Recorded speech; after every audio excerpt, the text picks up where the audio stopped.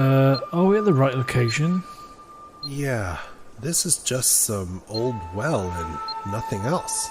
I've double and triple checked. This is where the distress signal is coming from. Hey, I see something glowing at the bottom of the well. Yeah, I see it too.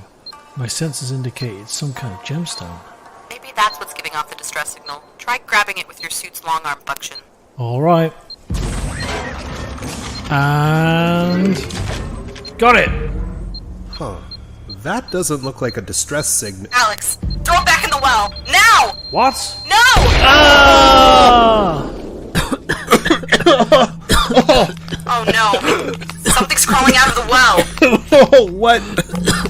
What is it? Well, well, well. What do we have here?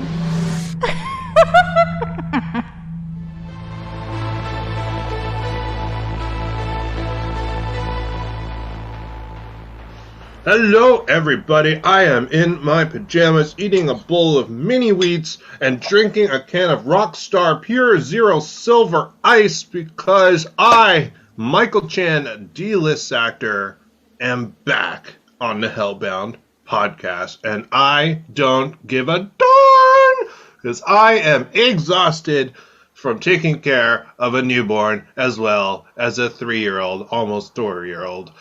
Did I just say Thor-year-old? Yeah, I'm thinking about Chris Hemsworth again because he is dreamy and I keep dreaming about him every time I get some shut-eye, which is usually about 15 minutes or less during the day. You know, I have slept about 4 hours in the last 5 days. You know what? Let me introduce you to my co-host. Hey, co-host, who are you? I'm Alex Blackburn, the founder of the Hellbound Horror Festival. Just to sidetrack us straight away, what's your mic input currently? Is it too much? No, it sounds like it's possibly the microphone built into your laptop. Oh, so it sounds like crap. How does this sound? That sounds Does that sound? 1,000 times better. Oh, wow. Should So we- I did that entire introduction with a crappy microphone. You know, this is how all of you listeners know I don't give a darn. Because I didn't even bother to check what microphone I was using. And I was being all badass on my actual good microphone when my stupid microphone was the one picking me up. Well, Wonderful. we're keeping that. You know what? We're not doing that again.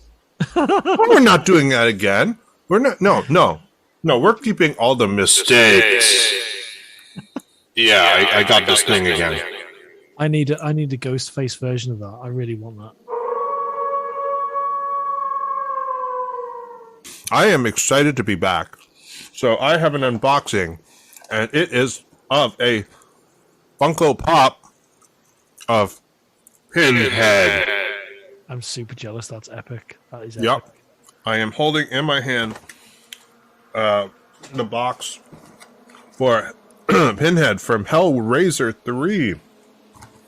And I'm going to see some people like to keep their Funko Pop figures in their boxes because they're like, oh, it's worth more. It's a collector's item. Well, you know what? I'm going to open the box and I'm going to make all of you scream. All you collectors scream as I open the box. Oh, yeah. Listen to that box opening. Listen to me destroying the box on the air. Oh, no. Oh, no. The worth of my pop is dropping right now. Oh, I'm going to throw the box on the floor. Oh, the box is ruined. Oh. That is the sound. Oh, yeah, I'm scrunching the plastic. Oh, poor collectors. Oh. It's worth nothing now. I only own 2 Funko Pops, Mulder and Scully, but I absolutely love them.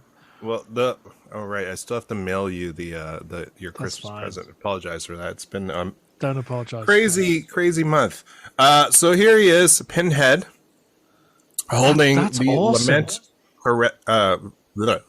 lament configuration in his left hand. And the cool thing is they actually did a really good job of the details, like all the pins on the head. They even have all the lines on his face. You know, they could have just left the head smooth, and just put pins in it. But no. They have all the detailing Paint job on his body is phenomenal. Like, yeah, you can see all his implements, his saws and all that, and then his chest, his ribs, and oh man, this thing is super awesome. If you just hold it just to the right of the microphone, I want to do a screenshot of something now. Right, just to your right. My right. This. Yeah, I've got a photo to show you. Hopefully, this will show up. Oh my god, that's awesome. So that's Ian Rayburn, filmmaker Ian Rayburn, has received his limited edition Hellbound tee purchased off our store. Nice. Nice, thank you. That's epic. Thank you for buying it. Are you taking a screenshot? I'll just grab it from the video. So if I lift that up, 1 sec. See, I look like a mess today, so that's why I'm putting him in front of my face. Excellent. Yeah, there you go.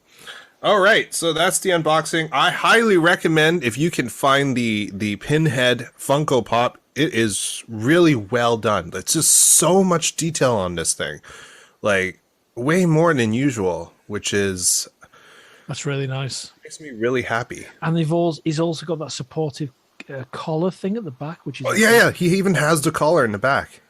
That's that's dope. That's right. Great. Right, and even like his if you can see his nails, they're painted as well. Awesome. Like just the details that they put into this thing is phenomenal. This is going in my apartment, my second home. I want to ask you about Archive 81. I've seen a screenshot. I've been tempted by it, and there's a whole thing online about people of the newest generation trying to figure out what the cameras are, and they're cameras from our generation. So can you tell me a little bit about the show? Well, oh man. So I had no idea what I was getting myself into when I started that series. All I had heard from people was that it is good and it is horror, and that is it. That is all I heard. And I've been so just exhausted and busy that I'm like, you know what? I just need something to help relax my mind. And yes, horror somehow relaxes me. I am crazy. But so I chose Archive 81, and my goodness, it is the best way to describe it is a mixture of cosmic horror and almost a thriller. So basically the basic storyline is a woman goes to investigate a building with a dark past for her education, just for her thesis. And meanwhile, simultaneously, a man is restoring footage found from the same building. That sounds awesome. Is he in the same timeline as her? Now we're spoiling. Oh, even that's a spoiler. Wow. In a way, yes. Okay, that sounds very nice. I'd rather not go any further, but it's just, you know my love for anything Lovecraft, for cosmic horror, and the Lovecraftian influence in this show is very, very strong. And I feel personally that they did it right. They did it well. It is one of the best Lovecraftian horrors I have watched in a very, very long time. There was not a single episode of this show where I felt that it was a filler, or that I was not satisfied, or that I didn't want to keep going. Every episode left me wanting more. The performances are top notch. These actors are giving their all. And the other thing I appreciated was that the lead is the male lead is a black man. H.P. Lovecraft is notoriously known to be a racist.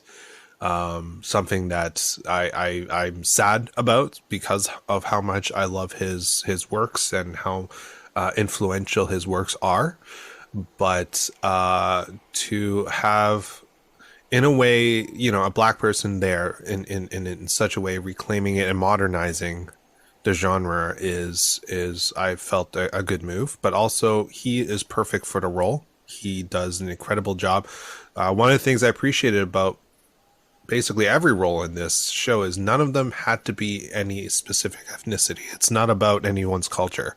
It's about the characters and that's what it should always be about. Yeah. Right. I mean, there's a place for movies and shows and whatnot about people's cultures, right? Mm-hmm. When those stories need to be told or should be told or want to be told.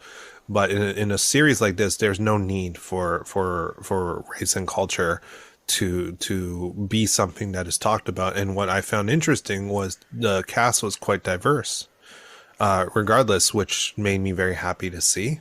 Yeah, absolutely. And that's fantastic. But I mean, outside of all that, like I said, it is a phenomenal show, phenomenally shot, phenomenally paced, phenomenally written.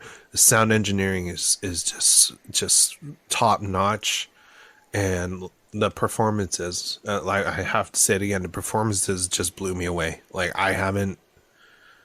it's not often a TV show can grab you like this. Is it a limited series? It's a Netflix series, so and it's only 8 episodes if I remember correctly. Okay, great. But it's only 1 season so far, but they leave the door open for a second should they want to. How about that? That sounds good to me. I was on the verge of watching that the other day, and then you need to. Then I ended up watching a kind of a horror thriller, more of a thriller called Villains with Bill Skarsgård.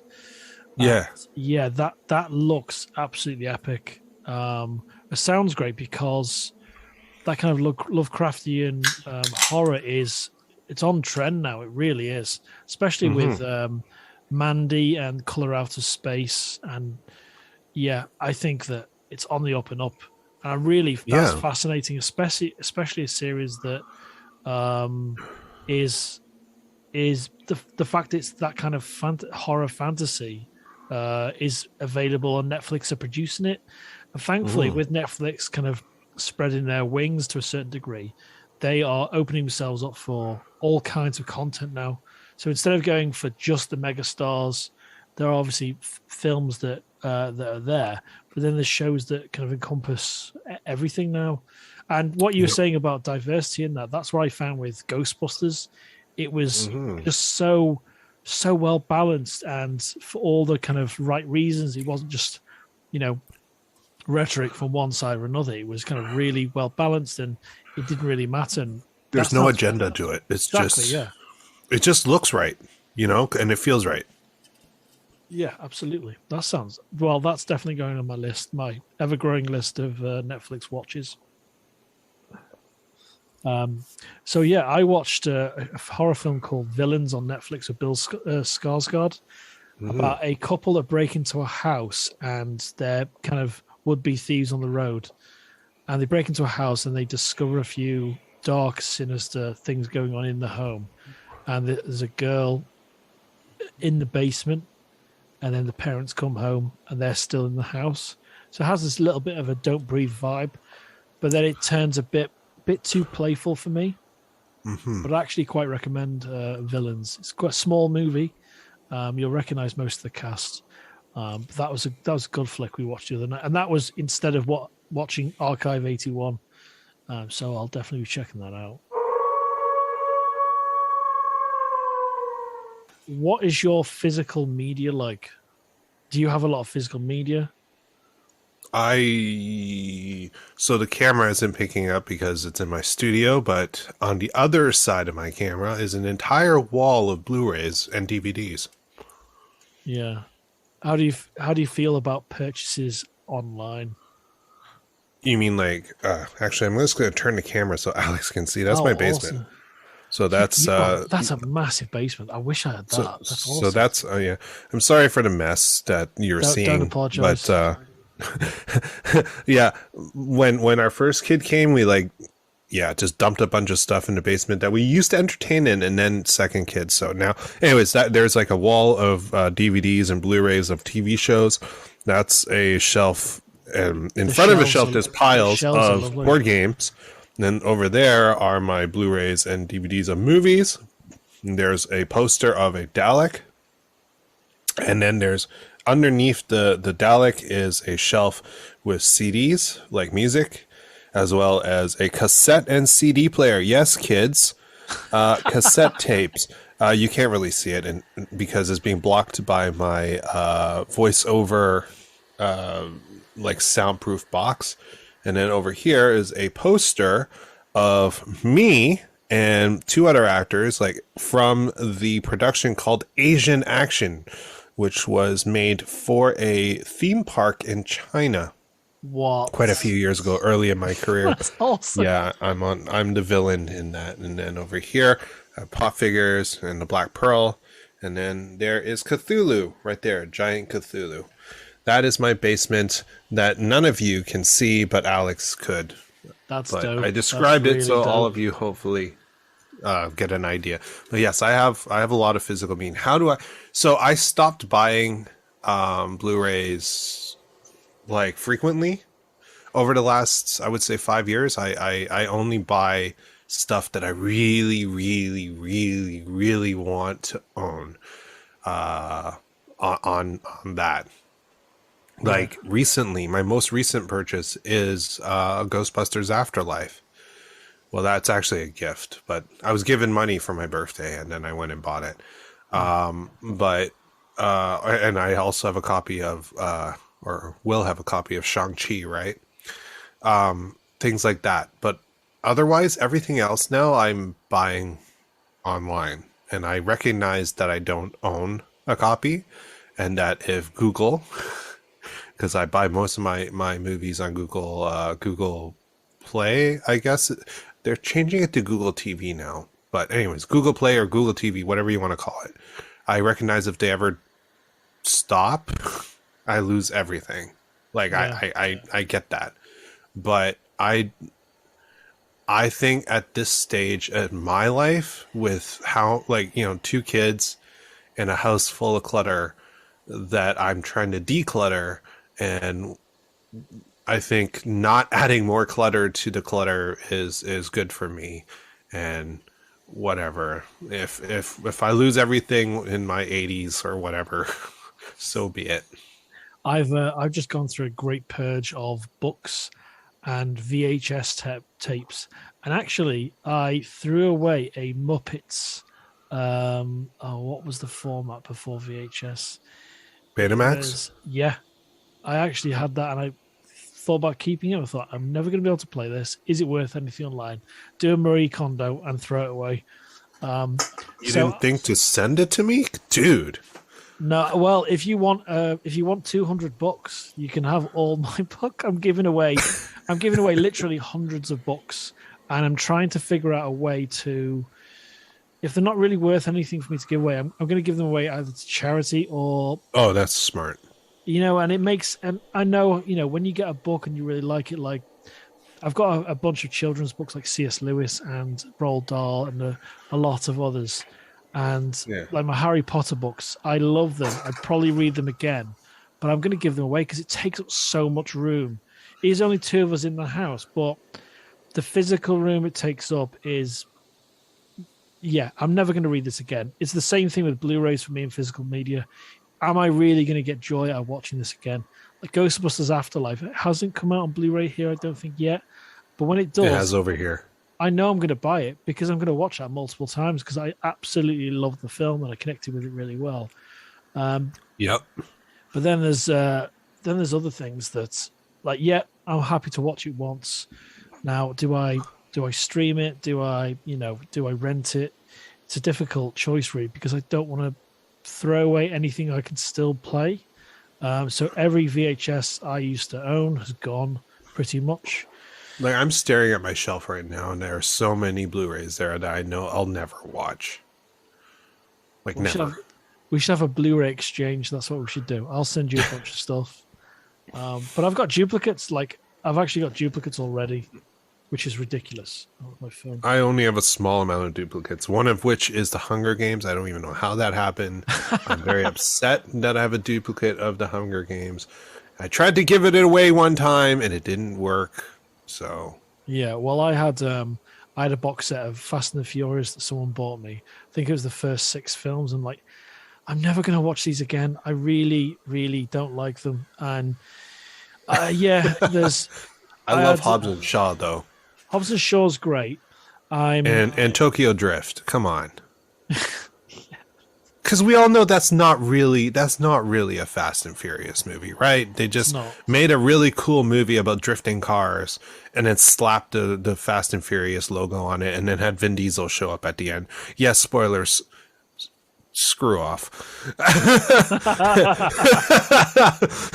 That's the one spoiler or non-spoiler I don't give a F about, you know?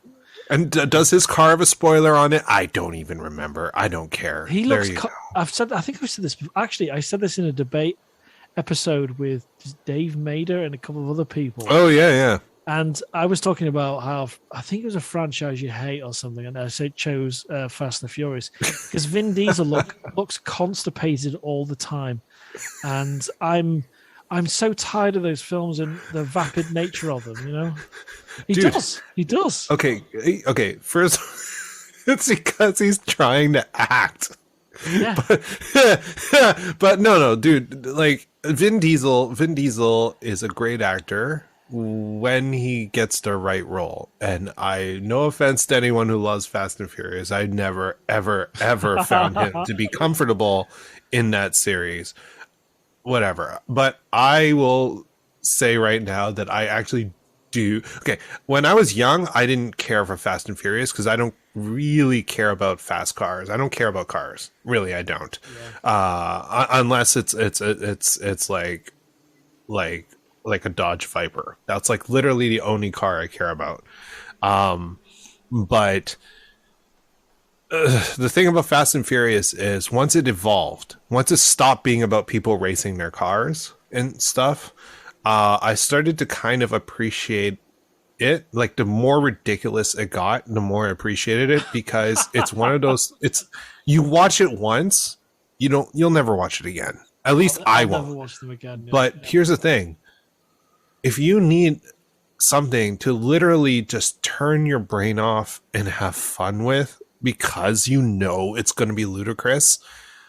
Wait, isn't Ludacris in Fast? Whatever. He is, yeah. You'll know it's going to be ridiculous. And it's just going to be so dumb that you're just going to just sit there and have fun. That this is the series to go to. I had a debate with someone about that. It's called is there value in movies and entertainment where you literally are supposed to shut your brain off and enjoy? His argument was you can never shut your brain off. And my argument is actually, yeah, you can. And the fact that you can't shut your brain off is a you problem, not me. Yeah. But no, seriously, that's why I appreciate it. There are movies out there and there's entertainment out there made specifically so you can just forget about everything in the world, not take it seriously, and just have fun, and then never watch it again.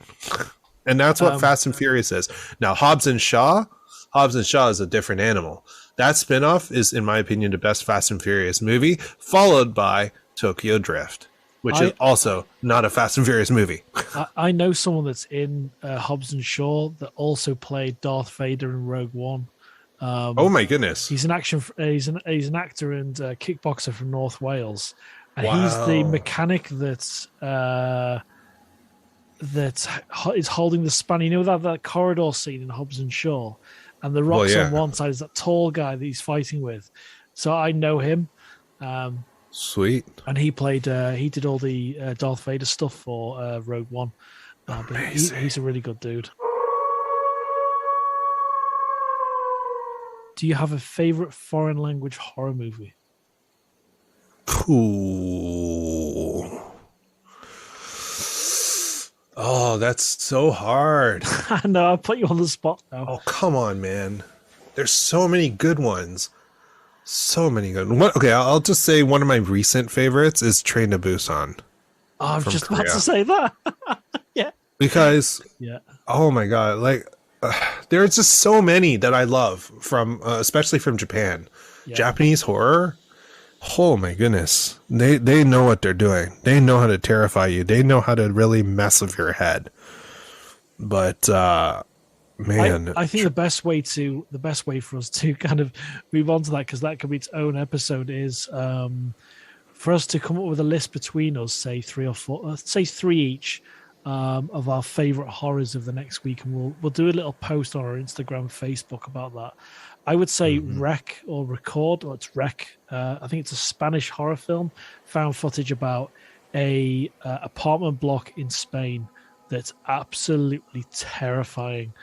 And then the second film, Rec 2, is about the SWAT team that approaches the building at the same time. So the sequel happens at the same time. And it's is it a sequel? I don't see how maybe it's a sequel, but that's absolutely wonderful as well. So I think it's the Black Mask of Satan. I think it's Italian, and that is unbelievable. I think that's actually on Shudder, possibly. And let me find that. I think it's either called Black Sunday or The Mask of Satan. That's in 1968. So check that out, and it's absolutely stunning film. I think it's Italian. But yeah, a wonderful movie, and it's on par. The first act of the film is on par in terms of a classic, like Frankenstein or Frankenstein's Monster, an absolutely brilliant movie. So that's one of my favorites. But we'll come up with a list between Michael and I before our next episode. We might even talk about that a little bit more on our next episode. yeah, absolutely. And I think my Michael Chan doppelgangers tried to take me offline by destroying my camera. This is the Where's Waldo black and white version. No, they took away my video feed for a while. I was like, wait, what's going on? And I had to like mess around my computer to get my feedback. I thought you were going to give me a jump scare. That's what I thought was going to happen. I was trying to. But I realized I already look so messed up right now that I'm pretty terrifying to look at anyways. That's our February. I combined February. You've got a huge amount of family and work responsibilities. I've just got a huge amount of work responsibilities. I'm looking at my work diary and going, how is this ever going to end?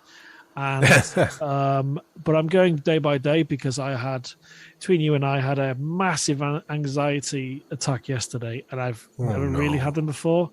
And it was because I was spinning plates in an evil fairground. That's what it felt like. It was like a saw thing where I had to constantly just spin plates, and that's how I felt. But I've had a few positive meetings today. I had a really fun shoot in the cathedral in Chester, which I'll post some behind the scenes pictures of on my other social media accounts. But yeah, it's a crazy month. February is going to be yet another crazy month, and Michael, please look after yourself and your fantastic family, and give my best to Jess. And I absolutely will. Everyone listening, please just look after each other and don't be an asshole. It doesn't take much to be a nice, kind person, and you have to look after each other, because we're here for a very short period of time on this planet. So don't be an asshole. I would like to say that this is funny coming from a horror podcast, but lead with love. Seriously, lead with love, because that's the only way that I feel that we're going to get out of the mess that our world is in right now. Bye-bye, everybody. Bye-bye. Bye-bye. And follow us on Instagram at the Hellbound Podcast and Harness to Darkness.